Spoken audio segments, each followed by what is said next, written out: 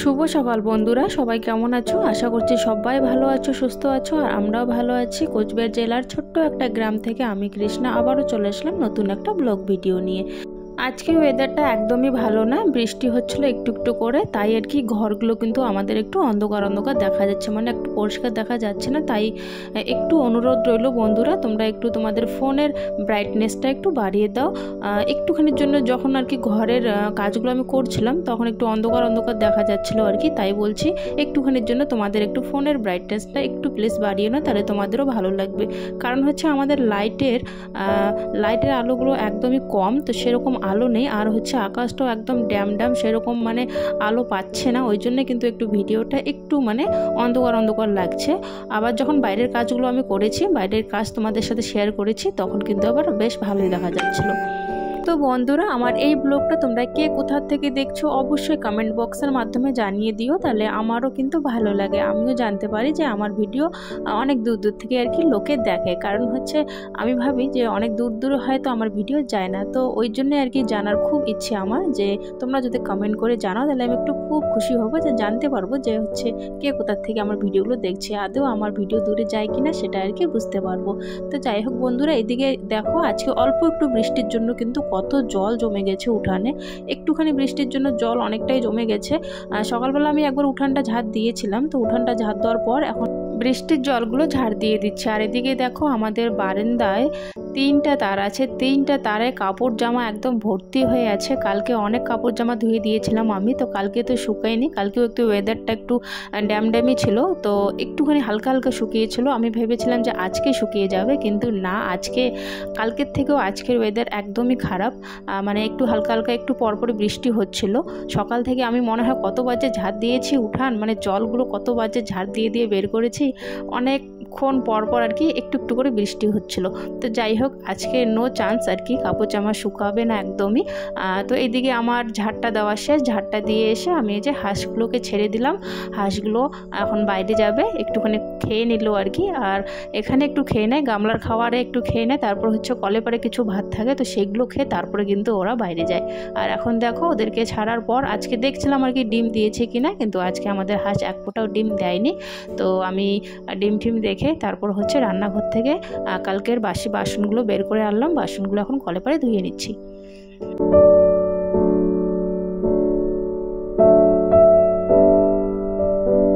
মাঝখানে কদিন কিন্তু খুব ভালোই গরম পড়েছিল, তো আজকে একটু ঠান্ডাটা লাগছে আর কি, একটু ঠান্ডা লাগছে।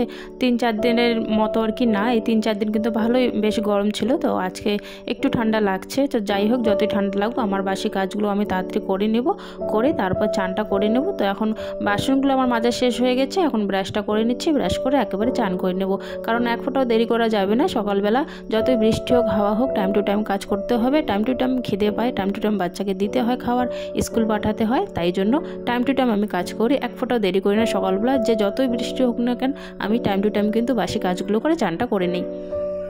এইদিকে কাজ করতে করতে আমার মানে নজরটা যায় আর কি কাঁঠালের গাছের ওইদিকে। তো দেখো আমাদের গাছে কিন্তু কাঁঠাল আর কি হচ্ছে, দেখো একটা ডালের মধ্যে কটা কাঁঠাল হয়েছে আমি গুনছিলাম আর কি, আর নিচেও হয়েছে উপরেও হয়েছে, তো অনেক কটাই বেশ কাঁঠাল হয়েছে। আর উপরে আরও বেশ উপরেও কিন্তু কাঁঠাল আছে।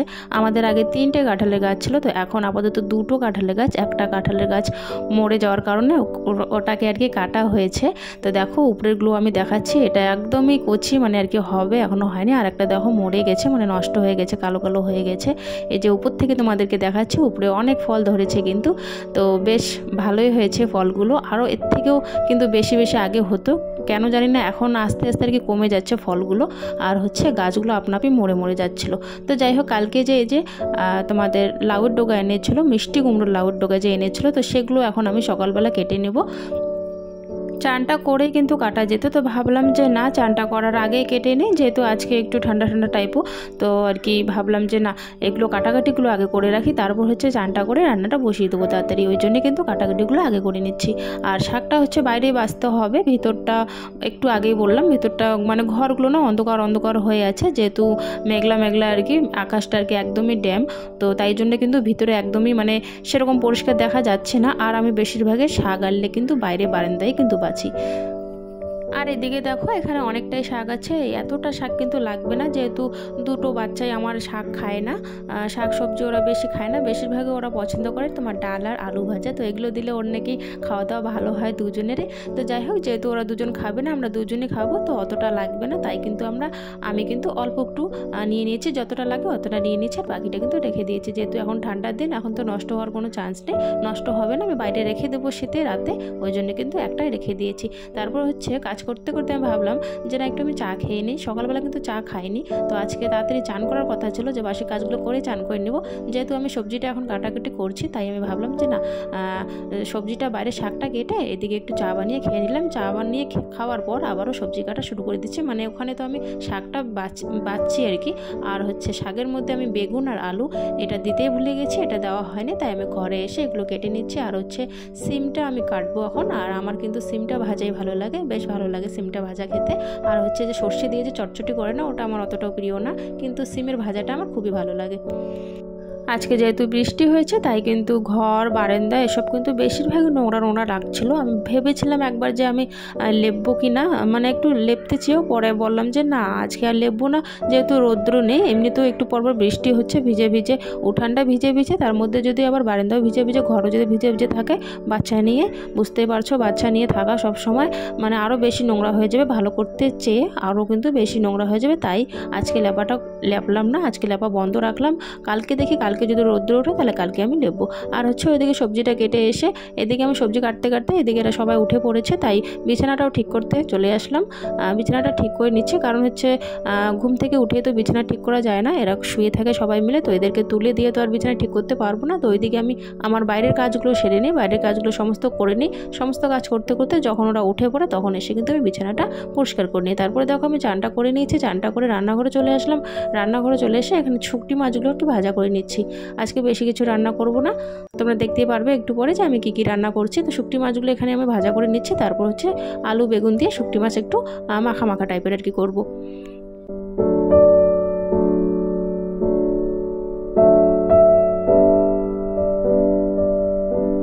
আমরা যেহেতু ফ্যামিলি মেম্বার কম, তাই কিন্তু আমাদের অল্প অল্প সবজি তো হয়ে যায়, আর অল্প অল্প সবজি আমি করি যাতে নষ্ট না হয়, যাতে ফেলে দিতে না হয়, তাই কিন্তু আমি বেশি বেশি রান্না করি না, যতটা লাগে অতটাই কিন্তু রান্না করি।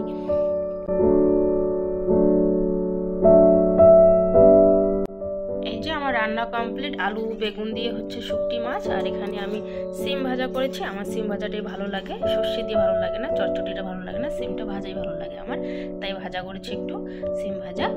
আর এখানে হচ্ছে তোমার মিষ্টি কুমড়োর যে ডোকাগুলো ছিল, মিষ্টি কুমড়োর ডোকা, আলু বেগুন সর্ষে দিয়ে।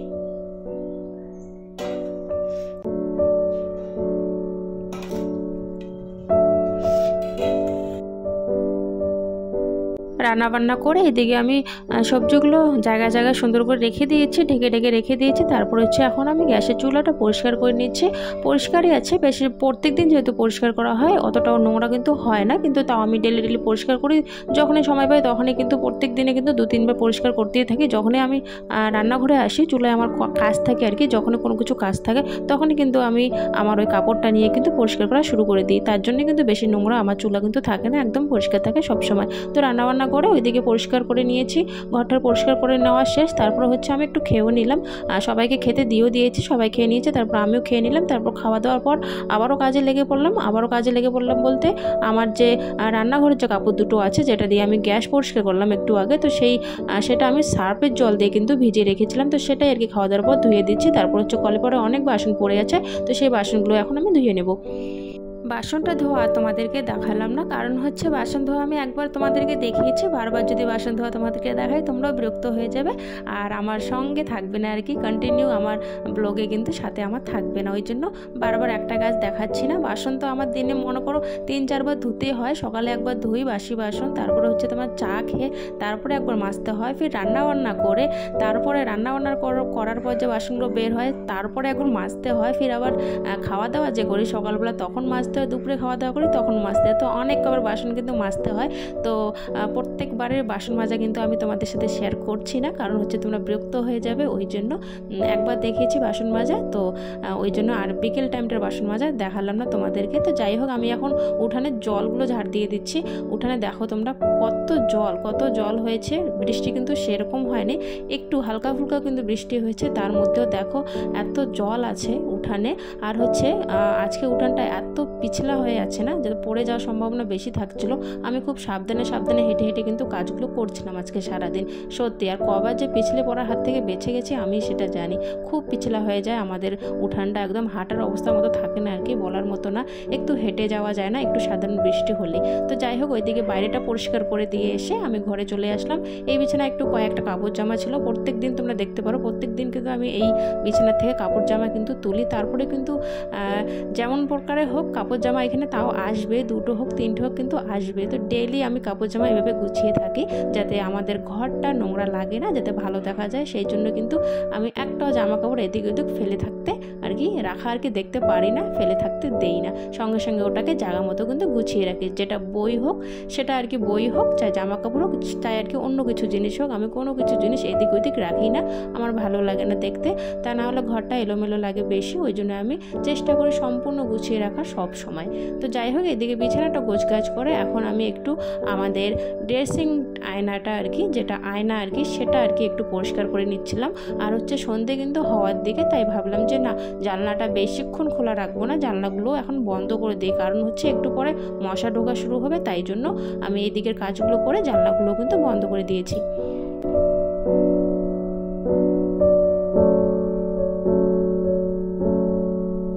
তো সকাল থেকে বিকেল অবধি সংসারের কাজ করতে আমার সময়টা কিন্তু এইভাবে শেষ হয়ে যায়। তারপর হচ্ছে বিকেলবেলা ভাবলাম যে চুলগুলো আজকে সকাল থেকে আঁচড়ানো হয়নি, তো চিরুনিটা নিয়ে একটু বাইরে চলে আসলাম উঠানে এসে চুলটা একটু ঠিক করে নিচ্ছি। আর এত চুল আমার উঠে বলার মতো না, প্রচণ্ড চুল ওঠে, তাই কিন্তু আমি বাইরে চুল আঁচড়াই।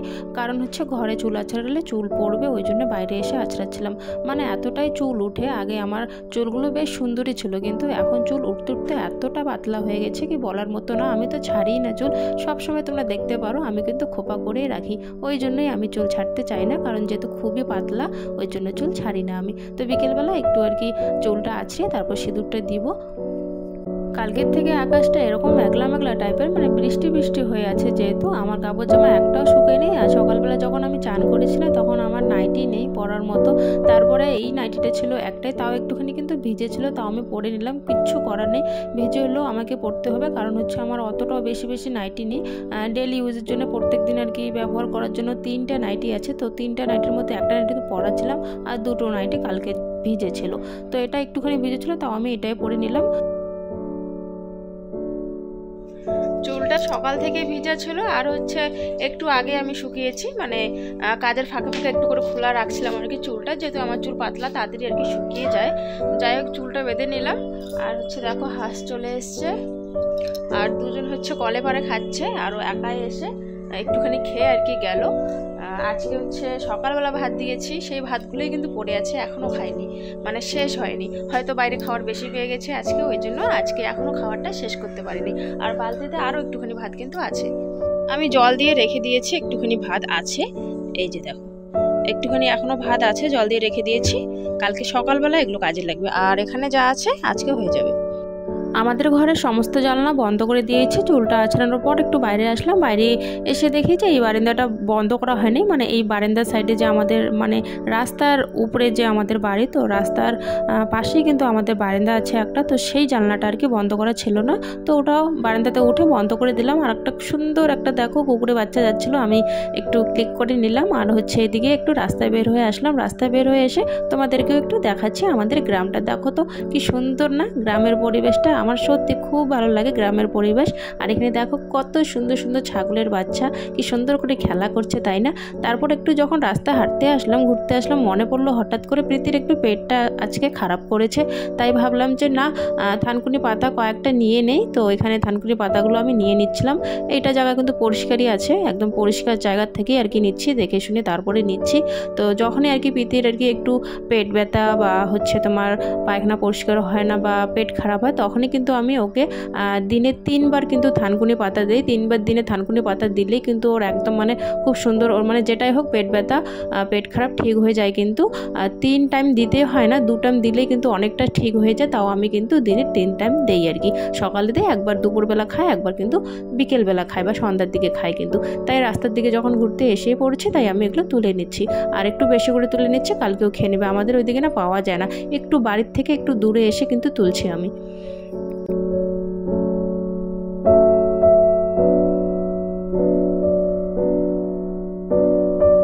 বাড়িতে আসার সাথেই দেখো প্রীতিও চলে এসছে আর ওকে আমি দিয়ে দিলাম। এখনও একটু ধুয়ে খেয়ে নেবে আর একটু কিন্তু কালকের জন্য রেখে দেবে। আর আমাদের কলটা হচ্ছে একটুখানি খারাপ হয়ে গেছে, একটু পরপর হাওয়া বের হয়ে যায়, যেহেতু জলটা নিচে নেমে যায়, তো অনেকক্ষণ পাম্প দিতে হয়, তারপরে জল বের। সন্ধ্যাটা দিয়ে দিয়েছি, সন্ধ্যাটা দেওয়ার পর বই পড়িয়ে তারপরে চলে এসলাম রান্নাঘরে। এই যে দেখো, এটা এখন রাখতে হবে বাইরে, মানে হচ্ছে গাড়ি যে আছে গাড়ির উপরে রাখতে হবে, টোটোর উপরে রাখতে হবে, তাহলে রাতে আর কি শীত পাবে, অনেকটা কিন্তু ভালো থাকে, তাই না? তো তাই জন্য এখন এটা নিয়ে রাখবো। আর হচ্ছে রাতে শুধু ভাত রান্না করবো, সবজি আছে, আর ভাতের মধ্যে একটু আলু সিদ্ধ দিয়ে দেবো, কয়েকটা আলু সিদ্ধ দিয়ে দেবো, সেটাই আর কি গরম গরম খেয়ে নেবো রাতের। আর এখানে আমি না রান্নাঘরে এসে না ভিডিও এডিট করবো আর কি, মানে আসলাম যেহেতু ভিডিও এডিট করব, তো এসে একটু ফার্স্টে বসেছিলাম যে ভিডিও একটু এডিট করি। তারপরে যখন আমি বসেছি, তখনই একটা ইঁদুর, মানে সাদা ইঁদুর চলে এসছে আর কি আমার পায়ের নিচে। আমি একদম চমকে গেছি। মানে আমার ভিডিও এডিট করতে হয় আর কি ফাঁকা জায়গায় এসে, যেহেতু ওই ঘরে ওরা পড়ছিল, আওয়াজ করছিল, ওই জন্য আমি কিন্তু এই ঘরে আসি ভয়েসটা দেওয়ার জন্য। তো রান্নাঘরে এসে ভয়েস দেওয়ার জন্য বসেছি, ইঁদুর মানে একদম লাফিয়ে পড়ছে, মানে পায়ের নিচ দিয়ে যাচ্ছিল। আমি হঠাৎ করে চমকে গেছিলাম আর কি। তো যাই হোক, ভিডিও এডিট করতে গিয়ে কত যে সমস্যার সম্মুখীন হতে হয় বন্ধুরা, সত্যি মানে খুব কষ্ট হয় আর কি। এত সকাল থেকে রাত অবধি ভিডিও করা, তারপর হচ্ছে ওটাকে এডিট করা, খুবই কষ্ট হয়, তারপরে করতে হয়। তো যাই হোক, তোমাদের কেমন লাগলো ব্লগটা অবশ্যই জানাবে কিন্তু। আজকের ব্লগটা এখানে শেষ করছি, দেখা হচ্ছে আগামীকাল নতুন একটা ব্লগের সাথে। সবাই ভালো থেকো, সুস্থ থাকো, আমাকে সাপোর্ট করো, টাটা।